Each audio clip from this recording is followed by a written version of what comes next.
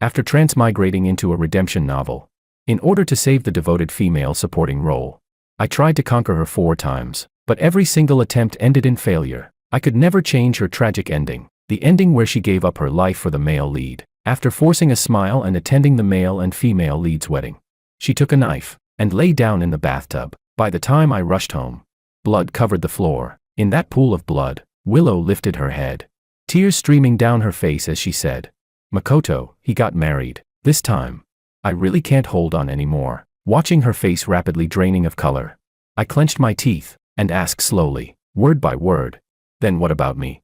But she only pressed her lips together and left me with one sentence, "I'm sorry." What she didn't know was that I had already heard this sentence 4 times, but this time was different. This time, she was pregnant. Just last night, she was still nestled in my arms, softly asking, "Hubby, do you think our baby will be a boy or a girl?"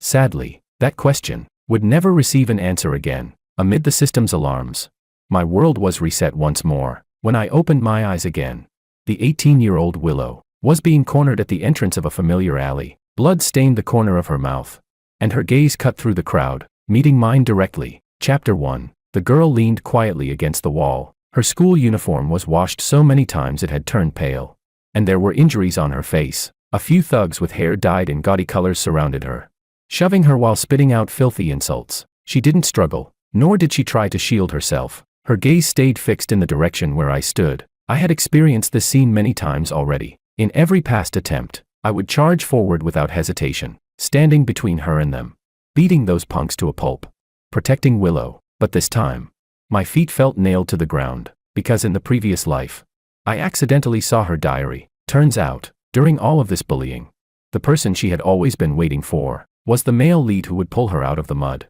not me, the outsider cutting in halfway. No wonder she's the devoted female supporting character in the novel. She was born to wait for the male lead. Even her youthful affection was hidden so carefully, leaving no trace on the surface. The system kept blaring alarms in my mind, urging me to take action. I took a deep breath, and finally took a step forward. The thugs noticed me and sneered. A blonde one tilted his mouth and said, well, the simp is here again." Another chimed in, "Seriously thinks he's some kind of hero, huh?"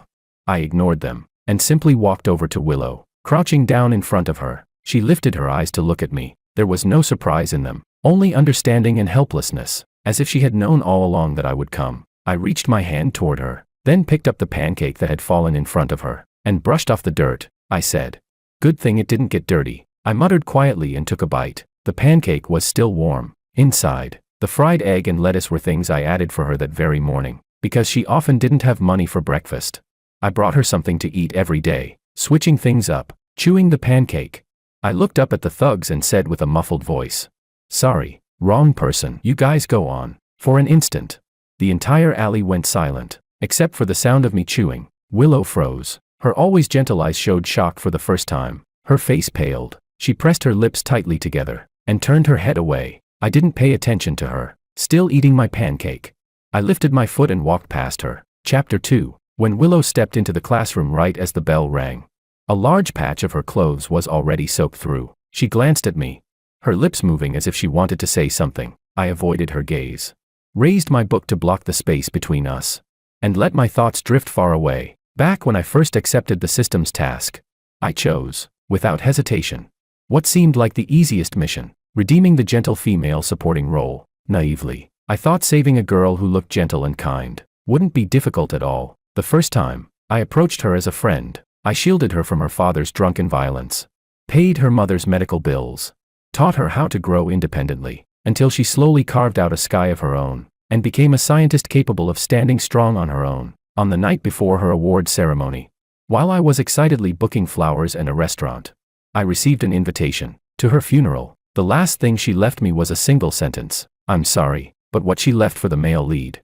Makoto, was a full 3-page letter. In it, she not only offered blessings for his new marriage, but also poured out all the feelings she had buried for years. The second time, under the system's suggestion, I chose a deeper relationship. Willow was a wonderful girlfriend, gentle and considerate, keenly sensitive to others' needs. She would bring me dinner when I worked late, afraid I would forget to eat, caring for my health more than I did myself. She would rush to the hospital the moment she heard I was sick, staying by my bedside without sleep, And in the early mornings, freshly awake, she would cling to me and act coquettishly, asking me to kiss her. I sank into it all, fell hopelessly in love with her, and proposed on the day of our wedding.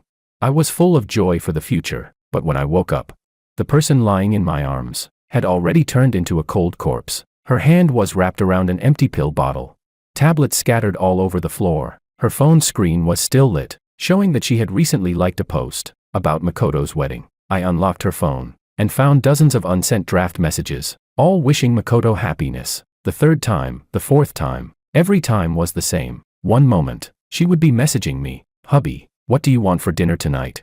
The next, by the time I rushed home, she had already jumped off the rooftop. Until this time, just the night before, the woman who told me I was going to be a father was still planning our future with me. I had even begun drafting a request to remain in this world until the end of my natural life, but after watching the male and female leads walk toward their happy future, she once again ended her own life, as if completing a mission she had long carried. When I saw the bathroom drenched in red, the world I had held together for so long finally collapsed. I had painstakingly guarded every possible point where the male lead might trigger her despair. I had stayed by her side through everything, yet it was never enough. I finally understood the devoted female supporting role, who forever waits for the male lead, is not someone others can save. This time, I was truly exhausted. I couldn't save her, and I no longer wanted to try. That very night, I submitted the application to abandon the mission. The system sighed heavily and went to the higher-ups to begin the approval process.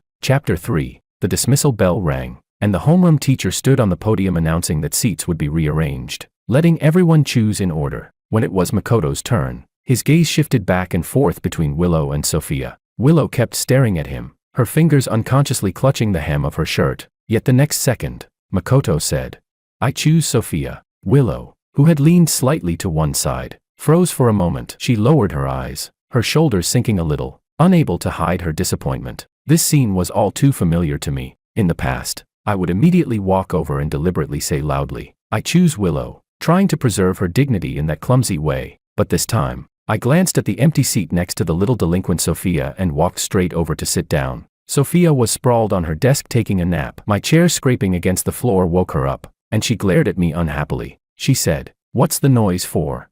I ignored her and quietly arranged my books. Out of the corner of my eye, I saw Willow sitting alone by the window, the seat beside her still empty. She looked lonely and desolate. After class ended, Willow walked to my desk. She said, "George, why did you?" She had just started speaking when Sophia came rushing over like a whirlwind. Sophia let out a cold snort. "George, let me copy your math homework. Hurry up." She reached straight for my notebook as if it already belonged to her. A faint displeasure flashed across Willow's gentle, reserved face. She looked at Sophia and shoved her own homework into Sophia's hands. "Use mine." Sophia paused for a moment, then muttered, "Fine," before flopping back onto her desk to copy. When the lunch bell rang at noon, the students all flooded toward the cafeteria. Willow stayed where she was, her gaze following me the entire time. I knew what she was waiting for. Every lunchtime, I would take out 2 lunch boxes and hand one to her. Her mother was gravely ill in bed, and the family had no money. Getting 3 meals a day was already a struggle. In the past,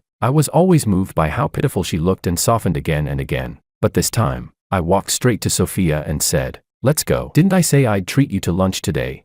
Sophia's eyes lit up. "Oh right, I almost forgot. Then I want to try that new cafeteria window." As I walked out of the classroom with Sophia, I caught in my peripheral vision Willow standing there with reddening eyes, completely at a loss. The next day at noon, she was still waiting for me. When I ignored her again and walked straight out of the classroom, she called my name softly. "George." I didn't respond, dragging my buddy from the next class toward the cafeteria in a hurry. On the third day, she finally walked over herself. She said, "Let's go eat together." Her voice was soft, carrying a tentative hope. I raised an eyebrow, about to speak, when Makoto suddenly pushed the door open. His expression was ugly, as if he had just suffered a blow. Willow immediately went to him and asked, "What's wrong, Makoto?"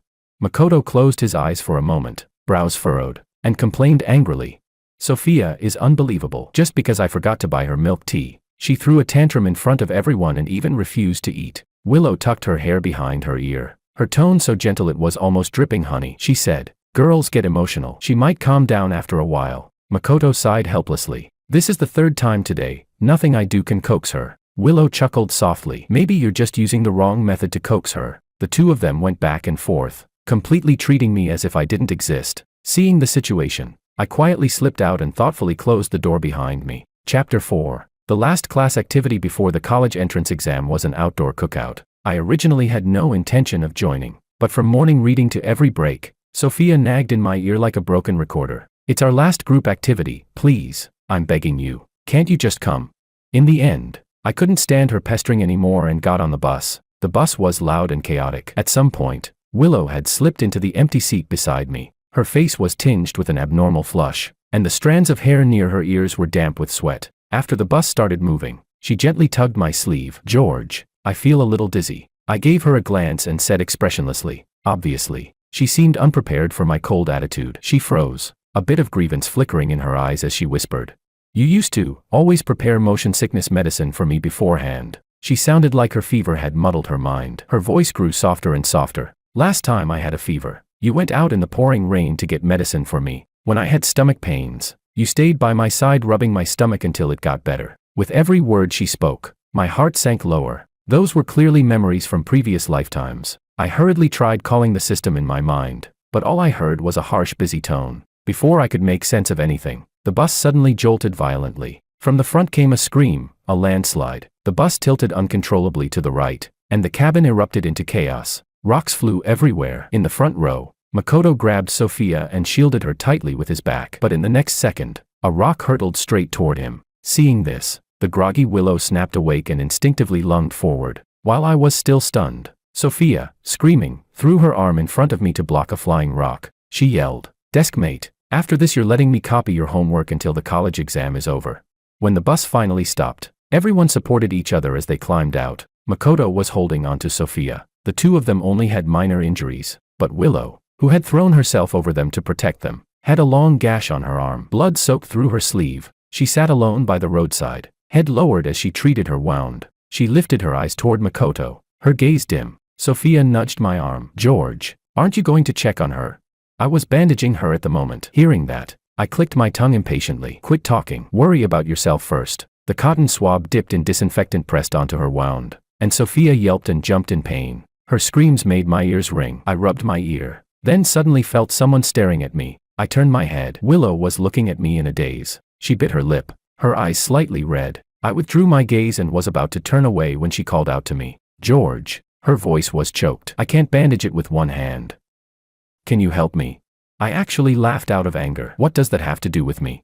You got hurt because of someone, so go ask them to bandage you." The grievance in her eyes vanished, unexpectedly replaced by a spark of hope. She said, "Are you mad because Makoto and I are close? I actually only see him as..." I cut her off. "You can see him as your dad for all I care. Move. You're blocking the way." She froze, staring in the direction I walked away, her wrist falling limp. She gave up on bandaging altogether, letting the wound continue to bleed. Chapter 5. On the bus ride back, the atmosphere was much heavier than before. Clusters of students leaned against each other to rest. No one spoke. Suddenly, Sophia stood up and announced that 500 yuan of the class funds were missing. It was still in the outer pocket of my backpack before we got on, she said, frowning as she checked her bag. The bus instantly erupted. Someone shouted, "Search the bags. The money definitely hasn't been transferred yet." Amid the chaotic voices agreeing, Willow silently hugged her worn-out backpack tighter. That tiny movement drew attention. A girl asked, "Willow, what's in your bag?" Willow's face turned pale in an instant. She whispered, Just some books. Let us see." A few classmates grabbed her bag without waiting for permission. The zipper was yanked open, and everything spilled onto the floor. A few old books, a torn wallet, and a stack of loose bills. Sophia picked up the stack, counted it, and said, "It's exactly 500. Willow shook her head in panic. "That isn't the class money. That's my mom's medicine money for this month." "Stop pretending," a girl said sharply. "Everyone knows how dirt poor your family is. Where would you get 500 yuan? All the students looked at her with open disdain. Finally, Willow looked toward Makoto, her voice trembling. "Makoto, you know, I just borrowed that money yesterday." But Makoto looked at her with disappointment. "Willow, I really didn't expect you to do something like this. If you needed money, you could have told me. How could you steal the class funds?" Willow's expression shattered instantly. She opened her mouth, but no sound came out. Seeing her so lost, I suddenly remembered how, in each of my previous lifetimes, I had always been the first to defend her whenever she was misunderstood. But this time, I didn't want to stay entangled with her anymore. but neither could I pretend I hadn't seen the truth. In the end, I raised a hand and pointed toward the luggage rack, speaking helplessly. Isn't that what you guys are looking for? Everyone's eyes turned to the rack. There, wedged in the gap, was a stack of bills. Silence fell over the bus. The students stared at one another, too embarrassed to speak. Makoto was the first to react, apologizing softly. Sophia's face reddened as she muttered, "Sorry," but Willow just stared straight at me, her eyes shockingly bright. When we got off the bus, she hurried to catch up to me, breathless. "George, wait." I stopped, looking at her flustered state. The wound on her arm had begun bleeding again, staining the makeshift bandage red. She said, "About just now, thank you." She bit her lip, speaking awkwardly. I nodded and took a step back. "It's nothing. It just happened to be you. If it were someone else, I'd have reminded them too, since I just happened to notice where the class funds were." "George, I've figured it out." Just as I was about to leave, she grabbed my sleeve again. She spoke in a rush, her eyes flickering with uneasiness. "It was my fault before. I shouldn't have stayed so close to Makoto. I'll keep my distance from him from now on." "George, please don't ignore me." "Okay, this time let's get along properly." "All right." Listening to her strange and sudden confession only confirmed what I had already suspected. She really had regained all her memories. Since that was the case, I had no intention of continuing this pointless guessing game with her. I said, "Willow." I cut her off directly, my voice so calm it even surprised me. "I remember everything. Just like you. Every lifetime. Every memory. I remember it all." All the color drained from her face. Her lips trembled slightly. You remember everything." I couldn't be bothered to waste more words. I turned to leave, but she blocked my way again. "George." But the next second, "What are you two doing?" Sophia suddenly popped out of nowhere, barging right between us. She looked at Willow, then tilted her head at me, asking, "What secret are you whispering about? Take me with you." Seizing the opportunity, I stepped away and said, "It's nothing. We're heading the same way, let's go." Sophia beamed and quickly followed me. Of course, I had no idea that after I left, Willow remained standing exactly where she was, staring at the direction I had walked away, lost and desolate. Her injured arm hung weakly at her side, and with her other hand, she slowly dug at the wound that had only just stopped bleeding, until fresh blood once again soaked her entire forearm. Chapter 6. Ever since that day, Willow had become like a silent shadow, appearing in every corner of my life. When I arrived at school in the morning, there was always a bottle of warm milk on my desk. After finishing basketball practice, she would follow behind me quietly with a bottle of water in her hand. When it rained, an umbrella would be placed at the classroom door ahead of time. All the careful, cautious kindness she once gave Makoto was now transferred entirely onto me. I tried returning the milk to her in person, but she simply lowered her head and said pitifully, "If you don't want it, just throw it away." And then the next day, she did the same thing again. This situation continued all the way until the day of the college entrance exam. When I walked out of the exam room after finishing the Chinese exam, I heard a few classmates talking. Willow didn't show up today. She missed the very first session.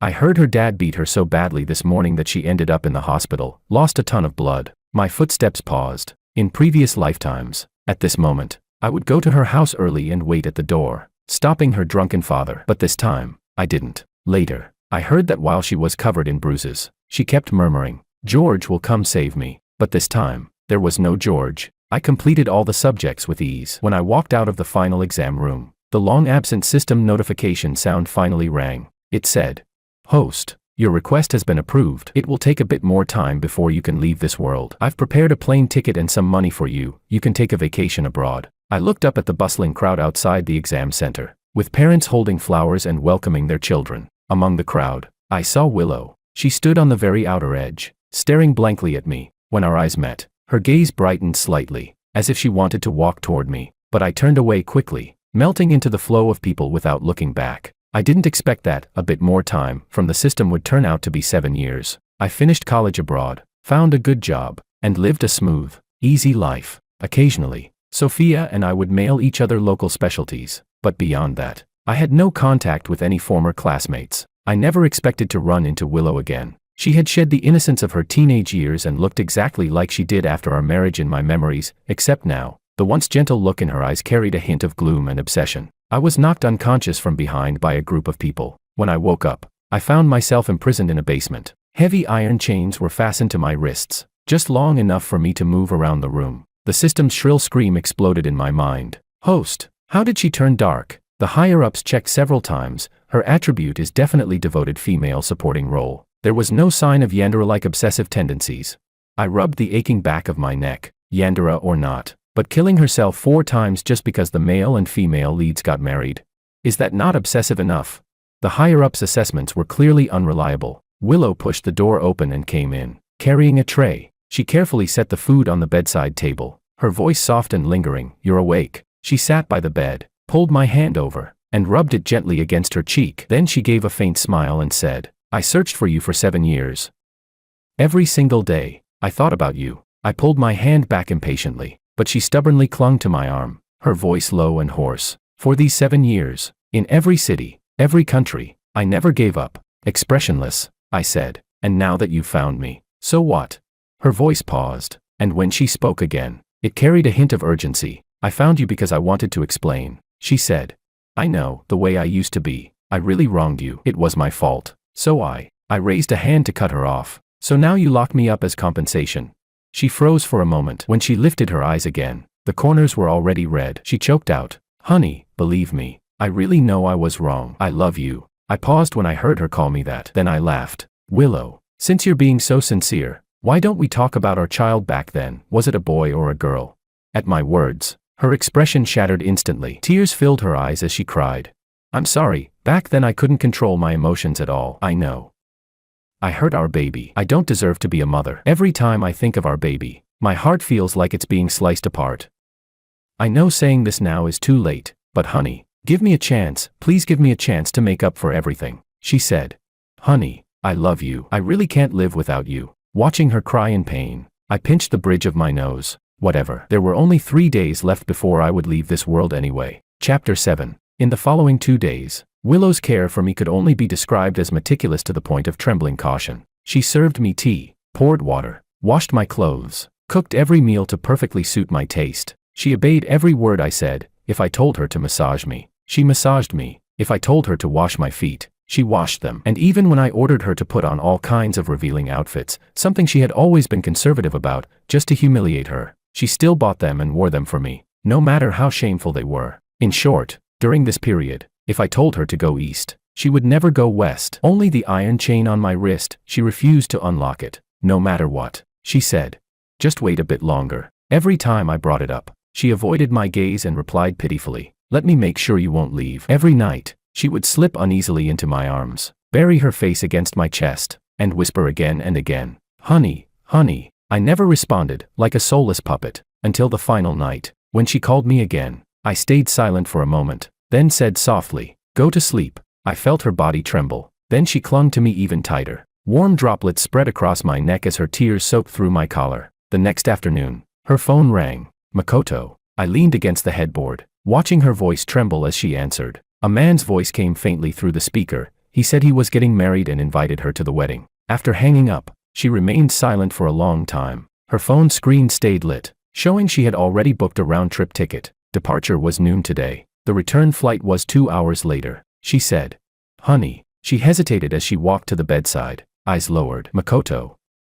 I'm just going to attend their wedding. I'll be back very soon." I shrugged. "Go," I said calmly. "I won't leave. I'll wait for you to come back." She clearly didn't expect me to agree so easily. She froze, then hurried to explain. "I'm only gone for 2 hours, just the ceremony. Look, I already booked the return flight. I'll come back tonight." Seeing the lost, hesitant look in her eyes, I only found it amusing. So some instincts simply can't be changed, no matter how many lifetimes repeat. She spent a long time choosing clothes, and finally settled on a white fishtail dress. The moment the door closed behind her, the system's prompt chimed right on time. "Host, the exit channel has opened. You have 3 more hours to say goodbye to this world." I replied indifferently, "No need to wait that long. Send me off now." The system asked, "Are you sure?" "There are still 3 hours, I answered.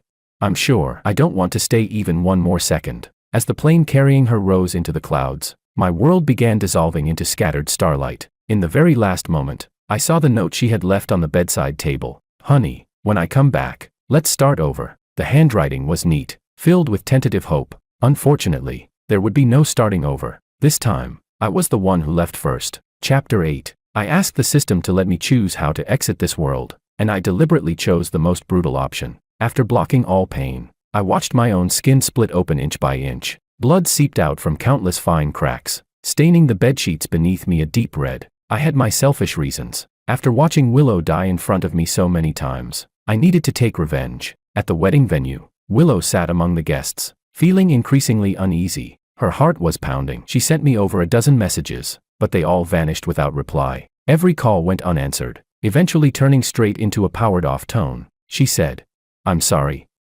I think I need to leave first." She lifted her skirt and ran out of the wedding hall, leaving Makoto staring in surprise. On the plane, she gripped her phone so tightly that her knuckles turned white. A peculiar, suffocating fear seized her chest, just like the premonition she had before ending her life in every previous lifetime. When she pushed open the front door, the overwhelming smell of blood hit her instantly. Her fingertips began trembling uncontrollably. She could barely hold the doorknob. The bedroom door was ajar, and the darkened trail of dried blood had seeped through the gap. She gathered her courage and pushed the door open, and the scene before her stopped her heart. I was lying quietly on the bed. Everything within sight dyed a horrific shade of crimson. Blood soaked the mattress completely, even dripping down onto the floor and congealing into dark patches. She choked out, "George," stumbling to the bedside. Her trembling fingers reached toward my nose and mouth. A moment later, she collapsed to her knees with a soul-shattering scream. Clutching my already cold body, she held me as if clinging to the last piece of driftwood in a storm. She said,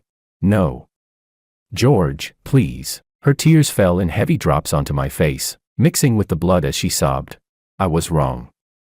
I really know I was wrong. How familiar this scene was. Once upon a time, I had also knelt on a rooftop, begging her not to jump. Back then, I had also screamed until my voice broke. And what did she do? She gave me a sad smile, and jumped without hesitation. Willow whispered through her tremors. You begged me like this back then too." Choking, she lifted my cold hand and pressed it against her cheek. But I actually treated you like that." Her cries grew softer and softer, crumbling into hopeless muttering. "So this is what it feels like, watching the one you love die in front of you." But by then, I could no longer see or hear anything. In the final moment before my consciousness fully left this world, all I saw was her kneeling in the pool of blood, her figure blurred like a fading ink stain. The system's gentle chime sounded. Task World Exit Complete. Host, welcome back. Chapter 9. After returning to my own world, I immediately took on a new mission without stopping. This time, I carefully chose an entrepreneurship storyline, starting with nothing but a bowl, climbing step by step until becoming a giant of the industry. Those garbage redemption storylines, I was never touching them again. In the new world, I threw myself into expanding markets and developing products. Every day was incredibly fulfilling. A power fantasy business script was far more interesting than all that love obsession nonsense. That day, while I was reviewing the quarterly report, the system suddenly popped out to gossip. "Host, you know what? Something huge happened on Willow's side." I didn't even lift my head, flipping through the documents with impatience. "What? Did she kill herself again?" it said. Even more extreme, the electronic voice carried excited gossiping energy. It said, "She cremated your corpse from that world, put the ashes in a custom glass urn, and sleeps hugging it every day. She doesn't go anywhere, just stays in that bedroom where you two last saw each other." I raised an eyebrow, still flipping through the report. It continued. "And the scarier thing," the system lowered its voice, "she somehow gathered every trace of you from every world, photos, videos, even things you used, all stored in a hidden chamber." Makoto went to see her and she threw him out, saying, "Don't disturb me and my husband." I chuckled, took a sip of coffee. As expected, she's a Yandere to her core. The system continued. "The craziest part is, she heard somewhere that you might be in another world, so she started desperately looking for a way to travel through dimensions. Rumor says she sacrificed half her lifespan just to." Its voice suddenly cut off, replaced by a sharp burst of static. Sensing something, I lifted my head. Through the office's floor-to-ceiling windows, I saw a familiar figure standing downstairs. Willow. She had lost a lot of weight, like all life had drained out of her. Her complexion was frighteningly pale, but her eyes, those eyes were blindingly bright, fixed directly on me. The system stammered. She actually found you." I met her gaze calmly. I even gave her a smile, which slowly shifted into a cold smirk. Then I withdrew my gaze and pressed the internal line button. "Anna, get ready. We're moving up the acquisition of that tech company." The system panicked. "Host, what do we do? She's right downstairs." I laughed. "What's the rush?" I calmly signed the last document. System, calculate my mission points for this world. The system said. Mission completion 98%. Rating S level, but host. I cut it off. Send me to the next world. I stood up, glanced one last time at the slender figure downstairs, and sneered. I don't believe she has that many lives left to sacrifice. As the teleportation's white light engulfed me, I saw Willow suddenly break into a frantic sprint toward the building entrance. Unfortunately, she was still one step too late, this time as well. She failed to catch me. I closed my eyes and thought, go on, chase me, no matter what you do. You will never catch up to me. Chapter 10. During breaks between missions, I went back to visit Sophia twice. The first time was for her wedding. I quietly sat in the last row, watching this once rowdy, lively little troublemaker wear a pure white wedding dress, her face shy and glowing. When the ceremony ended, she spotted me. Her eyes lit up instantly, and she dragged her groom over in excitement. She said, "George, this is my deskmate I always talk about." She beamed as she introduced him to me, then turned to me and said, "This is my husband, David." The groom reached out his hand with a laugh. "Sophia always talks about you, says you used to copy her homework all the time." Looking at the happiness on Sophia's face, I suddenly remembered that rainy day in our senior year, how she screamed while shielding me from flying gravel. Now she had found the happiness that belonged to her. That was good, really good. The second time I went back was for her baby's 1-month celebration. The chubby little thing lay in the crib blowing bubbles. Sophia complained about how hard the baby was to take care of, but the smile in her eyes betrayed her joy. She asked, "How are you doing now?" While patting the baby's back, she added, "Still living abroad all by yourself?"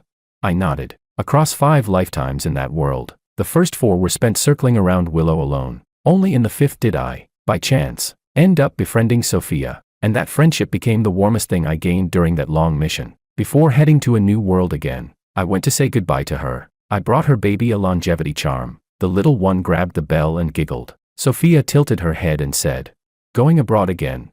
She fussed over me like an old mother. "Take care of yourself over there. Call us anytime if anything happens. And if you meet someone nice, hurry up and settle down." She nagged me in that gentle, motherly way, filling the void of growing up without parents. I listened with a smile, without interrupting. "George," before I left, she looked at me seriously and said, "No matter where you are, you have to be happy." She added, "If anything happens, call us. Our deskmate friendship lasts forever." I nodded and waved goodbye. As I turned and walked into the security checkpoint, I heard her call behind me, "Remember to come back often." Outside the airplane window stretched a vast, rolling sea of clouds. The system whispered, "Host, what kind of world do you want to go to this time?" I replied, "Anywhere." I closed my eyes, as long as Willow isn't there, because I knew, no matter which world I went to, there would always be someone, somewhere, who sincerely wished for my happiness, and that was enough.